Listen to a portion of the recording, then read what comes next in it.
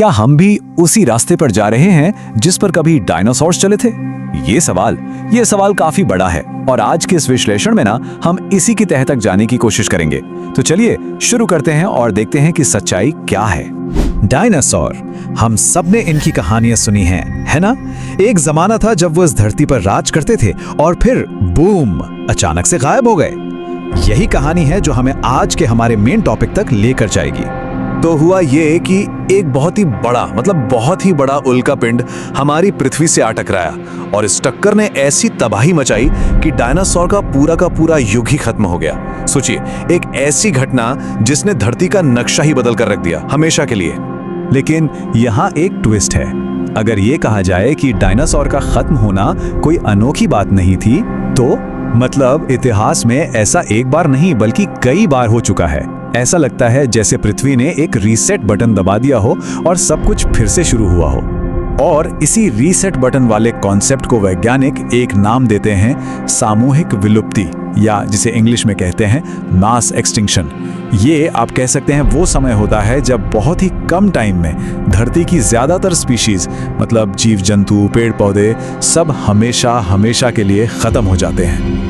और सबसे हैरान करने वाली बात पता है क्या है? जो डायनासोर वाली घटना थी ना, वो असल में 5वीं बड़ी सामूहिक विलुप्ति थी, 5th।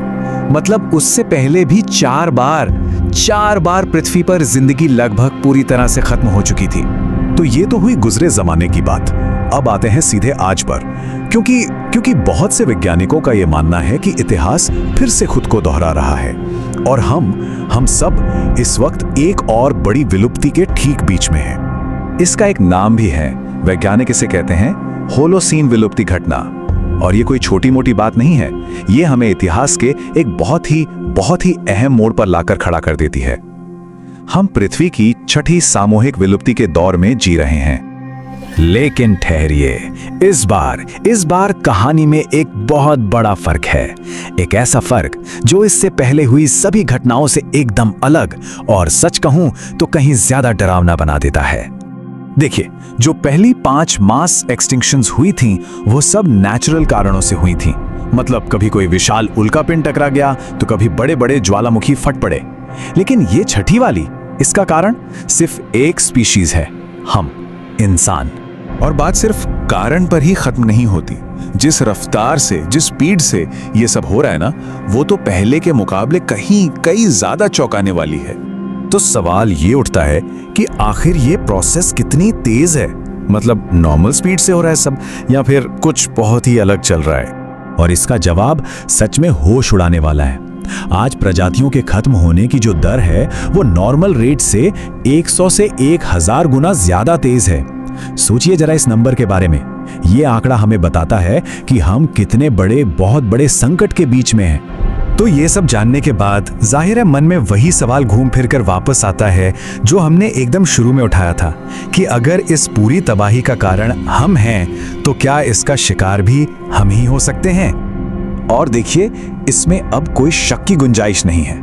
सारे के सारे सबूत एक ही तरफ इशारा कर रहे हैं, चाहे वो जंगलों का कटना हो, समंदर में फैलता प्रदूषण हो, या फिर हमारा बदलता हुआ मौसम। इन सब के पीछे, इस भयानक रफ्तार से हो रही विलुप्ति के पीछे सिर्फ और सिर्फ इंसानी गतिविधियां ही हैं। और बस यही आकर हम इस विश्लेषण के सबसे बड़े और शायद सबसे गहरे सवाल पर रुक जाते हैं। सवाल यह है कि अगर किसी कहानी का विलेन कोई और नहीं बल्कि हम खुद हैं, तो क्या उस कहानी का दुखद अंत भी हमारे ही साथ होगा? ये वाकई एक सोचने वाली बात है।